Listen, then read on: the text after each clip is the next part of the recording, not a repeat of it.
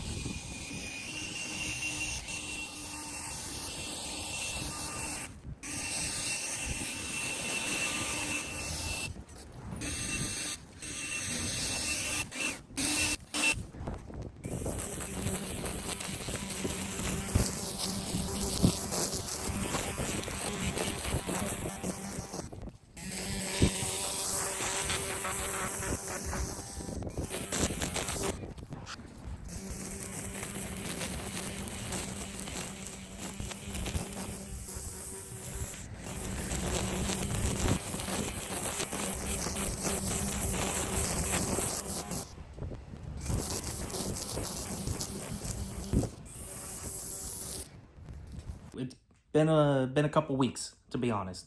We've had to strain in some bad weather, had some scheduling conflicts, but we're back at it. Here's your reminder that if you're going to do a garage shop, you still got to use it as your garage. So I'm gonna have to take some time, get all this cleaned up, getting unpacked for moving. But what we're gonna do now is I'm gonna start a timer, and then I'm just gonna run it here at full speed, second speed, so it's gonna use a little bit more battery. But I'm just gonna time how long it takes for this thing to shut off of just continuous use. So I'll see you back here in a little bit after I do that, and I'll let you know my results. At least it was a little bit cool today, so that was a good help. I'll put a screenshot up here or over here somewhere. I'm not sure where exactly I put it, but according to the timer, that was roughly 25 minutes and I believe 46 seconds. If I'm wrong, you'll see the correct thing here. But again, that was running at speed 2, so the higher speed, so it's using more power for that. And then, like I said earlier, I was completely mowing my lawn with this. So that's not typically what you would do with a weed whacker. So it was under a lot more strain. But even with that, I got, I'd say 80, maybe 85% of the yard left. So if you're just using it as a regular weed whacker, going around edges, doing some trimming, that kind of stuff, I believe that this would definitely be able to do a decent yard in one battery charge. For reference, we have about, if I remember correctly, it's about ½ acre, and I'm going to say about 2/3 of that is the front yard, which is what I was working on. So being able to do, 85% of that, so we'll say a quarter to a third of an acre of complete mowing, I'd say for a weed whacker that if you try and look on this platform, you are going to find barely any reviews for this thing. The ones you do find are going to be from anywhere from 2 to 5 years old. So they're not really updated. So I don't know if they've changed the platform or changed anything about it since then. So as far as my opinion, and not really a professional, but you can think of me a one if you want, I'd appreciate it. Boost of ego there. But I'd say it's pretty decent. So I got the battery on the charger. As far as the last time I put it on the charger, it takes roughly an hour to get to a full charge. So it definitely takes a little bit of time, but it's not so much that you can't get a job done in one day. So I'm gonna let that charge, and then I might get back to it this afternoon if I have time, or I'll have to get back to it after the weekend is over. But I'll catch you in the next clip. So I'm in the middle of getting this video edited up, getting it ready to post, but I wanted to jump in here and give some final statements and the one flaw I found so far. So as far as finishing statements, I'm going to compare this to the Ryobi. Kobalt is, most people would consider Lowe's lower tier. It's their beginner, it's their entry level. It's the kind that most people look down on. Whereas Home Depot's comparison to that would be Ryobi. So I think that's probably the closest comparison as far as the two big ones. Orange versus blue, which team do you want to be on? Do you want to be Kobalt? Do you want to be Ryobi? Doesn't matter. So in comparing the two, this one here, it's the 40 volt, 15-inch head with a 4 amp hour battery. It was $169 it is $169 by itself right now, current price. At the time of recording this, the Ryobi 40 volt, 4 amp hour battery, 15-inch cutting diameter is $159. So this is only $10 more. So pretty much the exact same thing if you're wanting to get into it. As far as I can tell, the specs are the same comparing the two. So everything's going to be pretty much the same there. And I've heard a lot of people talking about lately how Ryobi has really been stepping up their game, especially in their lawn tool department.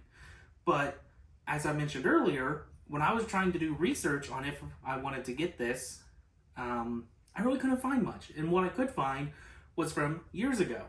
Or maybe what I did find that was posted recently was just like a quick little snippet and nobody really talking about it.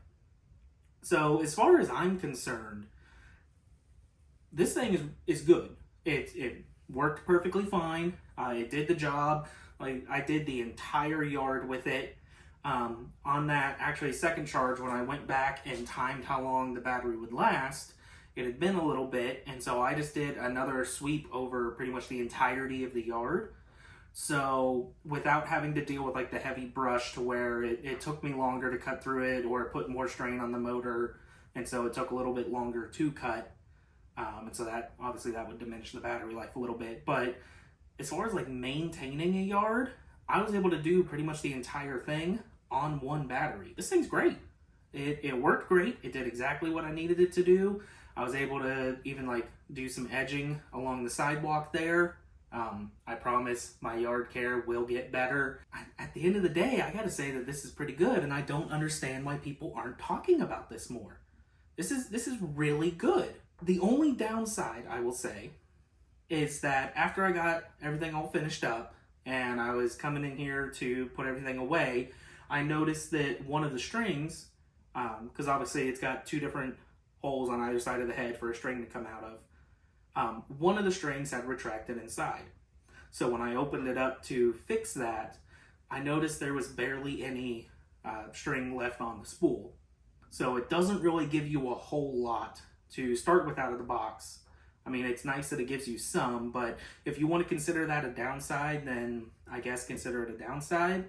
But like I said, I did pretty much the entire yard twice off of what they gave me, and I do still have some left. It's just if I need to use it again to do the entire yard, I'll probably have to pick up some more. So I would say that's about the only downside I found so far. It's just mind blown that people aren't talking about this more. I don't understand. Like, I get it.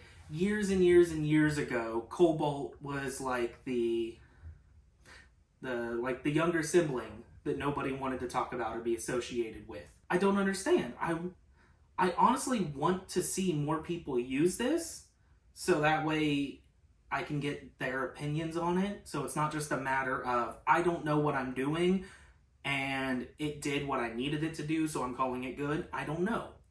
But I would call this good. So take it from me, don't take it from me. That's up to you. But at the end of the day, I'm going to call this a success.